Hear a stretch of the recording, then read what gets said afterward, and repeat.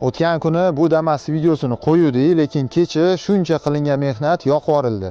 Sababi oldingi videoni ko'rgan obunachilar bilasizlar, mashinamizni kinoga tayyorlayotgandik. Ko'rmaganlar profilga o'tib videoni ko'rsanglar bo'ladi. Xullas, bu mashina kinoga tayyorlandi.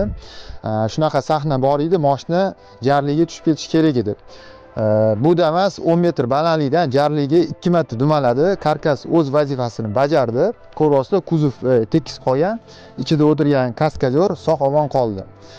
Lekin ko'rsanglar bo'ladi, karkas yo'q, kesib olib tashlaganmiz. Sababi birinchi sahnada mashina dumalash kerak bo'lgan ag'anab, ikkinchi sahnada aktyorlar mashinaning ichida yotishadi, o'shanda kinoni olishga karkaslar ko'rinib qolish kerak emas.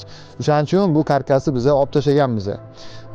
Karkas bo'lmaganida tasavvur qilib ko'rsanglar bo'ladi, 2 marta Damas dumalasa qanaqa holatga kelardi, yana 10 metr pastlikka tushib ketsa. Bu Damasni qanaqa yongani, jarligiga dumalagan videolari bilaman hammaga qiziq. Kommentlarda qancha ko'p reaksiyani qoldirsanglar, xudo xolisa, videosi ham shuncha tez chiqadi, kuzatib boringlar.